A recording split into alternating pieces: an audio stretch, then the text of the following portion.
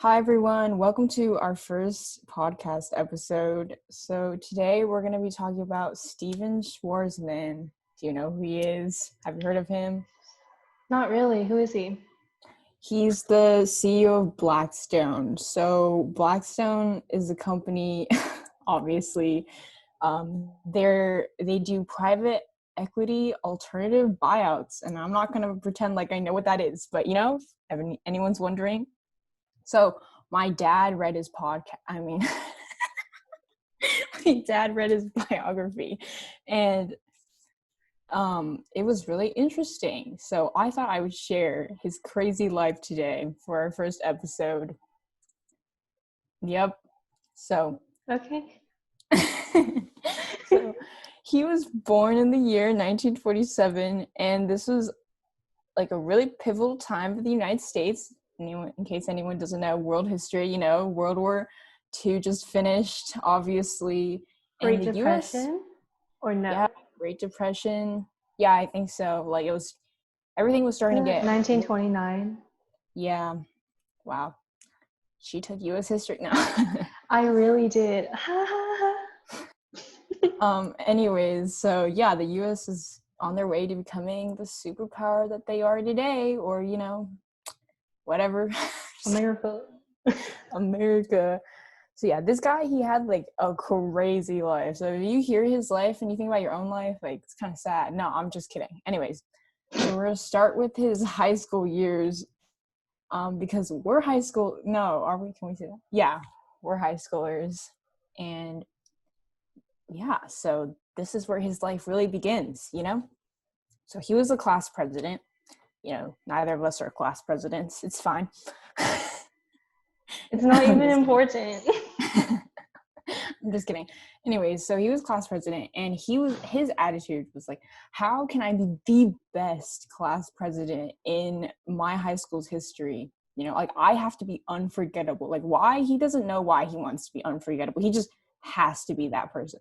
So at the time there's this really popular band called Little Anthony and the Imperials, and their high school like loves the song Tears on My Pillow by them. It's like the equivalent of Tears on the Guitar by Taylor Swift. Wait, what? No, Tears on My Guitar. Oh yeah. Taylor Swift. Oh yeah. Yeah, it's like that equivalent. Yeah, totally. No, it's like I'm trying to think what's in right now. Anyways, it's like your most favorite band at your high school. Like what is that high school like? BTS. I think that's just 10% of the population. But yeah, maybe something like, I'm trying to think of all the SoundCloud rappers. Pop Smoke. Juice WRLD. Okay, no. Rip Pop Smoke, Rip Juice WRLD. We give them our respect. Rip X. Rip X. Seriously though, X has good music. Like yeah. Okay. But yeah, like, I'm not gonna say Drake because people don't like Drake these days. Okay, anyways. So he's like, I'm gonna get them to come to our school.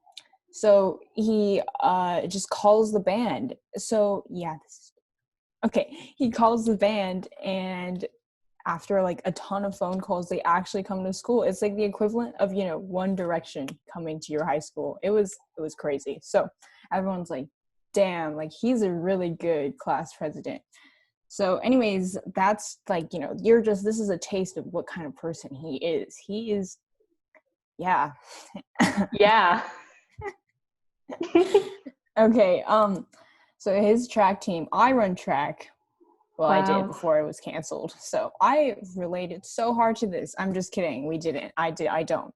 But his track team was the fastest in the state of Pennsylvania, and my track team is definitely not the fastest in California. So, but anyways, so he got into Yale for running, but he was like, I deserve to go to Harvard. So he literally was convinced he was going to get into Harvard. So when he didn't get into Harvard, he couldn't accept it. So he looks through all the phone books, because at the time, they didn't really have internet, or actually, I don't know. Anyways, he searches for the dean's phone number, and he calls the dean. He just calls the dean of a university, which is like a pretty big deal. And the dean's like, how the fuck did you get my phone number? And the guy's like, Steven's just like, he just like apparently glosses over the question. He's like, can you just let me into Harvard? And the guy's like, well, I can't just, did you get rejected? And he's like, yeah, but I promise I'm going to be really successful, so you have to let me into the school. And then he got turned down. So, that didn't work. But it was just crazy. He could just have the guts to call the dean of a university and demand for them to accept you, even though they already rejected you. So anyways, he got into Yale, and he gets there, and it's an all-boys school. He's like super disappointed. Like, imagine going to an all-girls school. I mean, who says our viewer or listener is a girl? I know. I'm just kidding. Imagine going to, I'm just kidding. I think all girls, all boys schools are great if that's your thing. Personally, it's not my thing. Is it your thing? Oh no. Yeah. I like seeing some nice looking guys once in a while. I know, Jess. Don't say. Okay. I can beep it out. Yeah, it's fine. So anyways, he gets there. This is an all-boys school. And, he's really disappointed. Like, he really emphasized in autobiography how disappointed he is, which, I mean, same. So he decides he wants to major in culture and behavior. So in the direction his career is going, that has nothing to do with his career. So I thought that was really interesting. So he gets in school. He's really depressed that, it's an all-boys school. And when he gets there, because he got in for running, he didn't realize how behind he was academically compared to everyone else. So, like, everyone who gone to Yale academically is, like, from these elite high schools, top tier, and he's just from this public high school. So he fails his first essay, and he basically is not doing well his first semester. And then he meets this one professor, and by the end of the year, him and his professor work together, and he's at the top of his class by the end of the year. So it's pretty crazy. But yeah, so after he finishes his first year, he decides he really wants a new adventure. Like, he cannot stand being at this all-boys school anymore. He's depressed. I'm just kidding. I don't know if he's actually depressed. But anyways, he gets a job on a ship as an engineer, as an engine cleaner. What'd you say? No, I said you got it. Thanks. And yeah, so basically on this ship, he sails like all over the world, and he also worked on a train, basically same idea kind of job, but he just basically travels everywhere. So he goes from like Panama to Colombia. And one night, so just imagine this like 19-year-old kid, just graduated high school, finished his first year of college, and he's just in Colombia, in a bar in Colombia, and he talked to the wrong girl, and this like gang comes to beat him up, and like all his crewmates had to come and defend him and drag him out of there just because he talked to the wrong girl. So basically he just spends his entire summer just going to bars. He got so drunk one time that he slept on the streets, and his crewmates had to come find him and bring him back because he was so drunk. He also never got drunk again, like that drunk. So lesson learned. Don't get too drunk. But yeah, Okay. so yeah. So it was a crazy summer. Just thinking like on like my own college aspirations. I don't think my summers are ever going to be like this, which I don't want them to be, but I don't know if it was a different time, but I just didn't know it was possible to have such a crazy summer. Anyways. You know what? I'll beep it out. It's gonna be like beep. Anyways, maybe it's just because we live in where we live, the small town of beep. Yeah. But I think a lot of rich people live out their summers like that. Yeah, he wasn't rich. I mean, he had to work as an engine cleaner, but maybe now you have to be rich if you want a summer like that. I mean, you can be an engine cleaner and go to Panama. That's true. Do I want to do that? It sounds kind of unsafe for a girl, but if I was a guy, I'd actually do it. Anyways, so he comes back to school. He's super unmotivated. And so he actually gets to the point where he needs to go see his school's therapist. And his therapist is like, so what's going on? He's like, I feel like I'm depressed. I just don't want to come back to school anymore.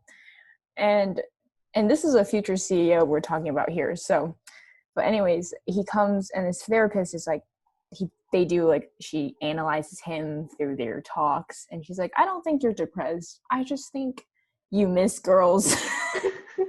Basically, they're just so. The moral of the story: take away girls. Exactly. Like, apparently, taking away girls had a really big effect on him.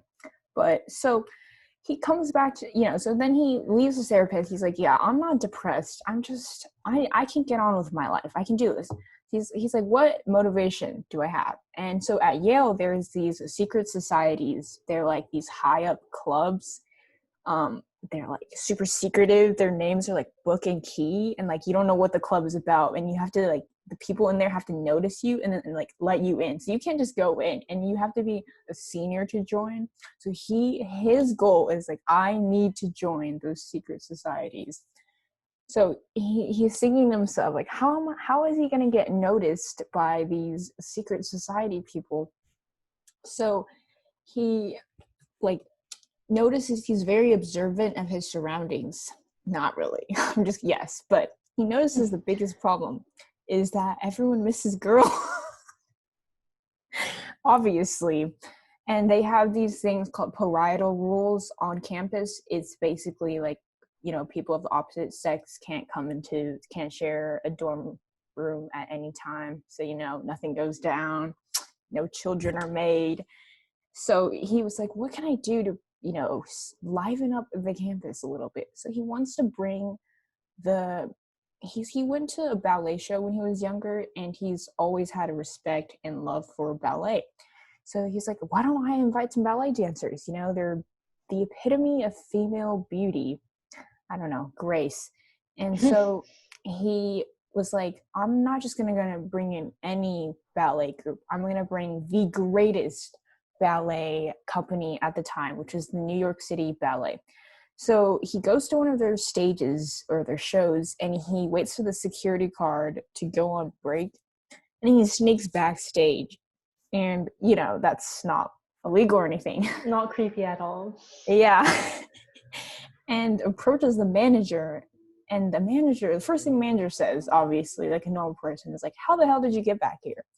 And, he never explains what he says in response to those things. He's just like, can you please come to Yale and for free, bring your dancers, come dance with us for free. And he's talking about the greatest company here. So that's insane already. And the manager at first is like, why would we do that? We can't really go dance for you for free. And, it's not like they're the best company in the world. Like, they don't have to do anything. And he's like, his argument, which I thought was a really good argument, he said, those college students are going to be your future audience and patrons. And if you impress them now, they'll come back years later and pay you and continue your business. And it was a really good argument. So the manager was like, okay, fine, we can bring a small group to Yale. And it was a big hit.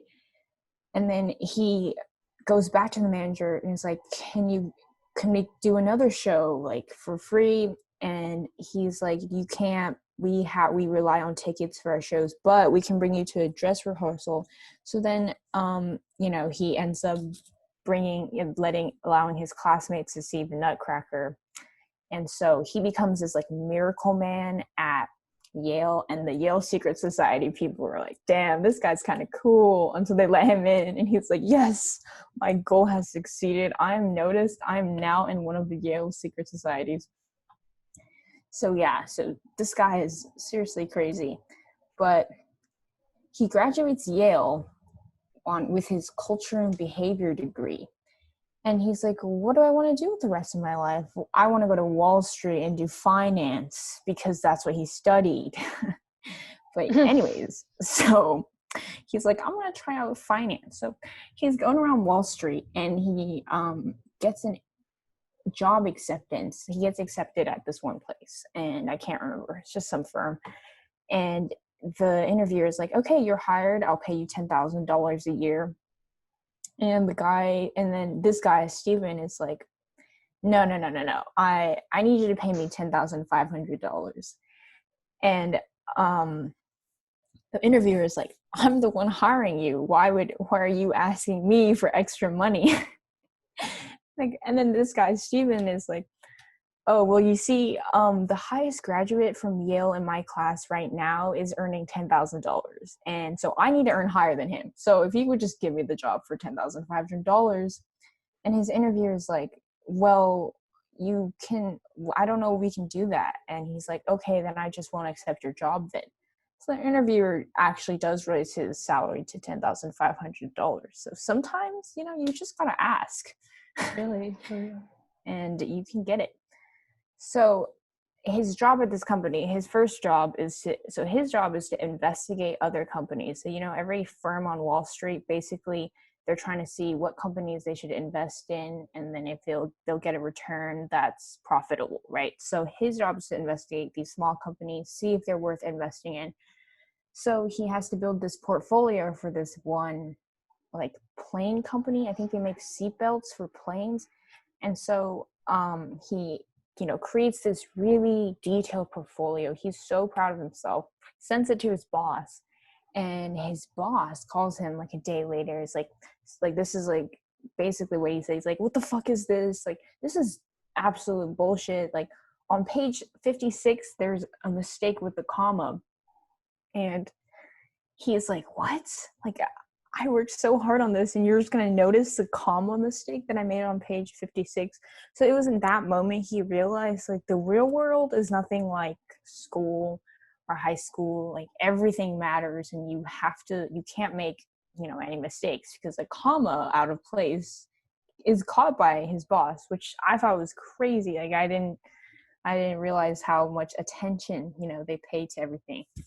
But yeah, so during those years, he was super poor. But, what I've noticed with this guy is, like, image is everything. Like, his image of being, he has to get into secret society. He has to be the best class president there is. So he was on a date with this girl, and so he pays for her ride home. And then he ends up walking 50 blocks by himself to get back to his apartment. I don't really know how long 50 blocks is, because, me and my podcast partner here live in the suburbs, but I think that's pretty long, right? Yeah, I don't know. You always drive me around, so or I just ask for rides, so so yeah, but this guy had to walk a lot to get back home just because he wanted to pay for his date's ride, which, I can respect. But so he was really poor, and he really was just thinking, like, when is my life going to turn around? And then the Vietnam War happens, and so he decides to go apply for the military, and he spends a couple years there, running hard miles, working. He met some really cool people. A pattern I've noticed with this guy is he meets really influential and powerful people, and he manages to stay connected with them, and then he'll just call them up.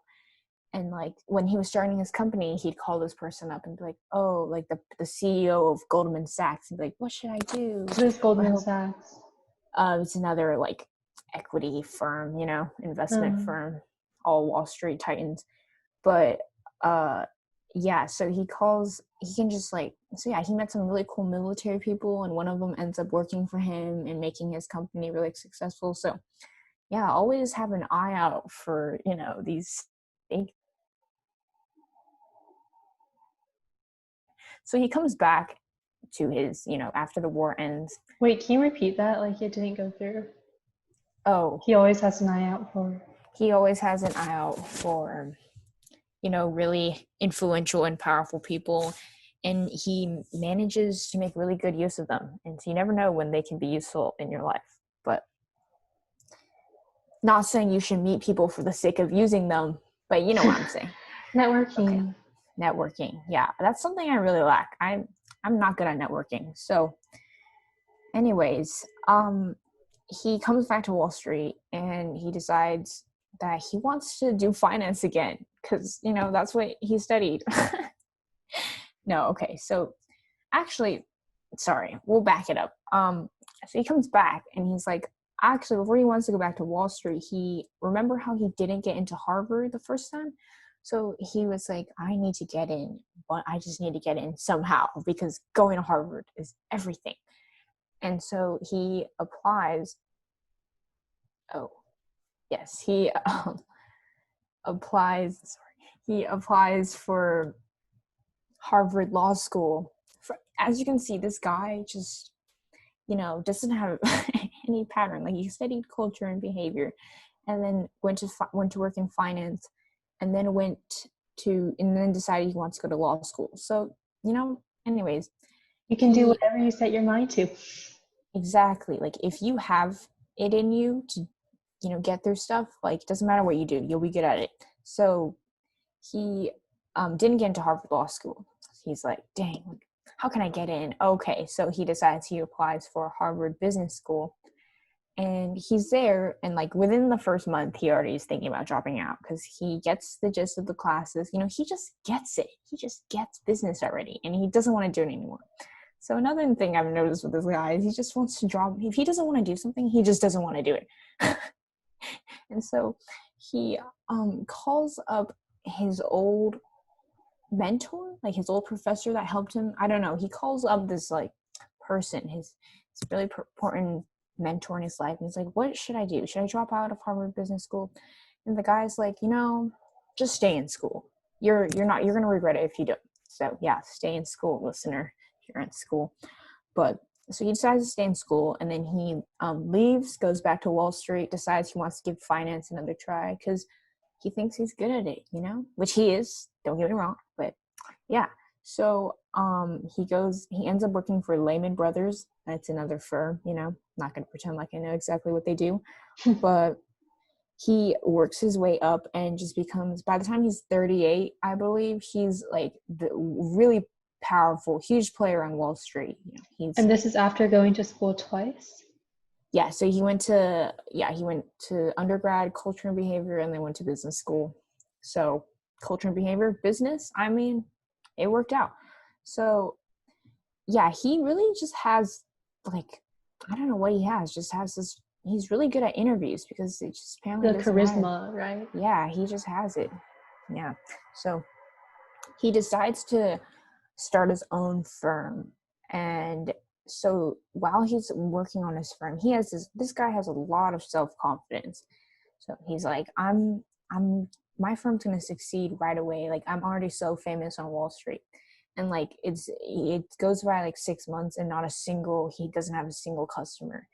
And he goes from it like really hit him this one time when he was alone at a restaurant eating by himself, waiting for a call for a customer. And he just like starts feeling sick. Like, it was crazy. Like, success and being noticed is something, so it just like happened for him most of the time. If he just set his mind to it, it just happened. So his body, like, he just felt really sick. Like, he got a fever and stuff because he wasn't succeeding. And it really hit him. Like, he went from being someone to absolutely no one. So anyway, so like, I'll give you a few examples of this. So he went to MIT to, like, pitch his company. And usually when he goes from, like, he's like representing Lehman Brothers to go to meetings, he's like, super respected because he's a super respected businessman, blah blah blah. But now that he's going for his own company, Blackstone, like, he gets to MIT with his partner, and the building that he's supposed to arrive at 3 p.m. is closed.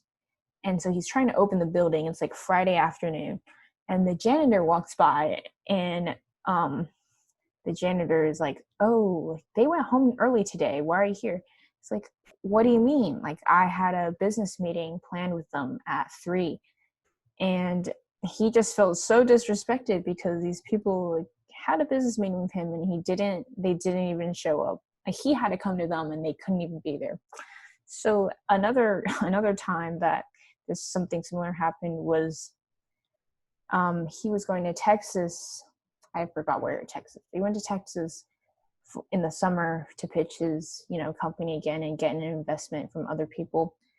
And It's like 100 degrees in Texas, like super humid. He's wearing a suit. He's like sweating balls. Like I can't imagine how bad that smelled. Anyways, he gets there, and then he's waiting in the lobby, and then he's like, oh, I have a meeting with these people, and these people are like, who are you again? So he's super embarrassed. He's like, oh, I'm Stephen from Blackstone. I'm here to, pitch and get an investment.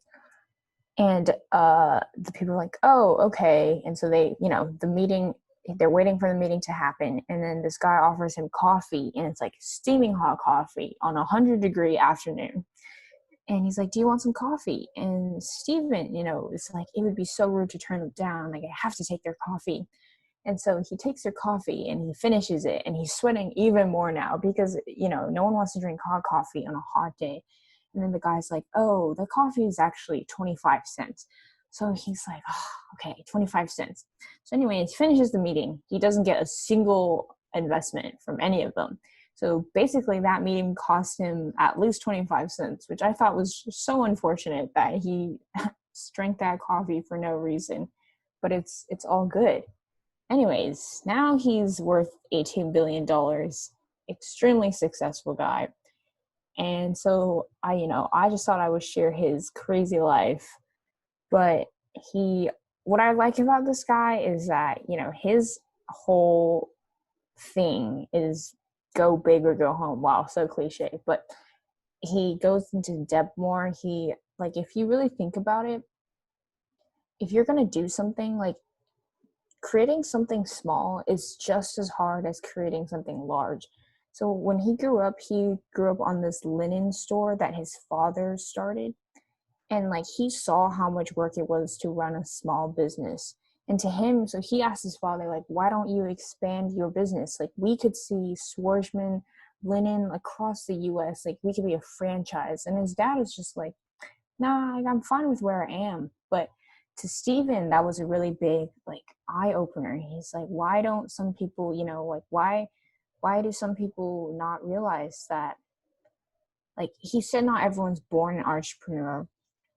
I don't know about that, but anyways, he said, so his thing is like, if you're going to achieve something, you might as well achieve something worthy of the hard work that you put in. So like, washing dishes your entire life is just as hard as starting a business. If you really think about it, like, you're washing dishes 12 hours, you're going to create a business for 12 hours. Like, one of them can end up, making you $18 billion, the other one, $18 a day. So, that's basically his whole thing. So I just thought it was a really interesting story, and I thought it would be great for our first podcast. So I have a question. How did he go from being rejected by all these people, and then all of a sudden being like who he is today, like worth all these billions of dollars? Mm-hmm. Yeah, so like, I'm 36% through his book right now, so the rest of it mainly explains that. But one of his main things is, the harder the problem, the less competition. So this really, like, this company that was going through a really hard time, and they had a very unique problem. Now he's super business savvy in this. And so I'm not really I don't know much about business. I was a little bit confused, but basically his saying is like, you can't be afraid to tackle like the really hard problems, because that's the only way you're going to get noticed. So he took on this job. Like, this company has visited every other client on Wall Street, and none of them said they wanted to do it, because they're all big companies. They don't want to deal with this pain in the ass of a problem. But like, him as a Blackstone with no investments doesn't have a choice. So he like solves this really hard problem that this company was having, and the company is like, wow, they're really impressed. So that was the first major breakthrough for him. So after that, things started to get a little better, and he kept doing that. So like, basically, obviously, taking your business from nothing to $18 billion or more is, it does require skill. It's not just like, oh, anyone can do it. So this guy, like, he definitely is not just all talk, but that's how he seemed to get big. You know what I'm saying? Like finding very niche, hard problems that no one else wants to solve. So like niche problems as in uh like could you elaborate more on that? Like what kind of problems? I'm kind of confused. I like can't remember the exact problem. I'm not gonna lie. Like it was the super businessy problem. I don't know. It's okay. Yeah, I'm sorry. We'll go to business school one day. I don't know. Did this book make you wanna, or were you more interested in business after reading like however much you've read? Yeah, definitely. Yeah. He made it sound super epic, even though I didn't know what was going on half the time. But I don't think I'm gonna go to business school because he made business school itself sound terrible, but he makes Mhm. business sound fun. If that makes sense. Yeah. Like I hear that most people at business school are all just like snakes and stuff because it's really hard to kind of climb your way up, especially when everybody else is trying to do the same thing. Mm-hmm.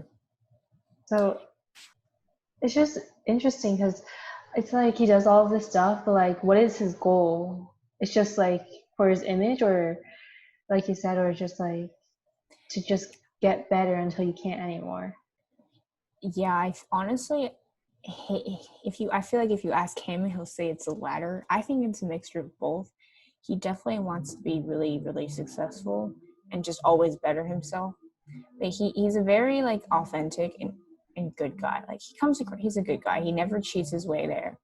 So I can appreciate that. But yeah, like Definitely. I've noticed what was like a lot of his workers that going to a lot of the people he really respects in the field didn't go to business school, like didn't study business, which we see is a trend here. Like, but are in business? Yeah, so he had a coworker. She studied English and then she got a PhD in English. And she didn't go to business school at all, didn't study any business. And then they interviewed her and he could just tell right away.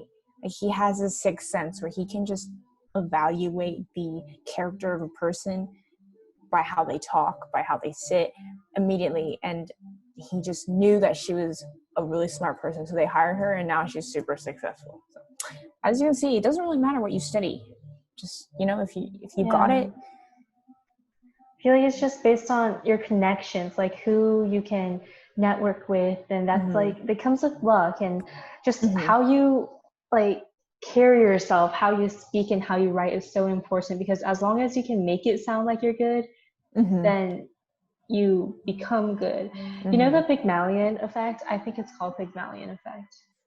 Have I told you about Yeah. that? No, I don't think so. Like where if you set those expectations or if others have those expectations for you, you meet them and it kind of just like is this cycle where you keep on getting better or you can keep on getting worse based on what other people think. But the Yeah. thing is like you can set those expectations for yourself. Yeah, definitely. Honestly, like I think he genuinely like you can just tell when he called the dean and he's like, I'm gonna be very successful one day. He genuinely believed it. And so I mean, here he is. He is really successful. So I feel like this effect is actually true. You really have to believe you're gonna be successful Mhm. to have a shot being And successful. I wish this story was like, I love the story, but I wish it was like coming from maybe a female character Yeah. because I feel like more often it's just always you hear these male models just, rising to the top, and it's like, Mm-hmm. yeah, but I don't know. It's hard to understand when it's a completely different perspective from Mm-hmm. like what girls have to go through because, like it's just different mindset. Yeah, I 100% agree. His archetype is the archetype of success in this finance CEO world, white, old male. And we live in a very progressive era right now. So honestly, like I would love to read, like a female CEO next time or something like that. So like his story is definitely super inspiring, but I definitely see like the the advantages of being born in the privileged, I don't know, like group, I guess. Group. Yeah. Just it's not like saying that he didn't have any struggles or anything, but just like not in the same areas, I guess. Yeah, it's definitely harder. And we hear his group success stories like all the time. Bill Gates, Warren Buffett, Buffett? Buffett. Is it really Buffett? I'm pretty sure it's Warren Buffett. I don't know which one it is. I love eating buffet. Okay, that's how my parents said it. So I have to say, I don't know. My parents, they went to, where he went.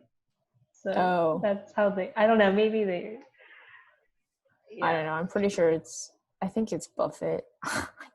I'm so used to saying buffet because my parents say that. Let's go eat at the buffet. Buffet. Yeah. But we'll touch on that other subject of being a female in today's generation another day. Yeah. Sounds good. Okay. Thanks, whoever's listening. I hope you enjoyed. Thank you for tuning in. Yeah. Every week is going to be just another random topic from the perspective of two yellow girls. So, see you next time. Peace out. Okay, we can stop recording.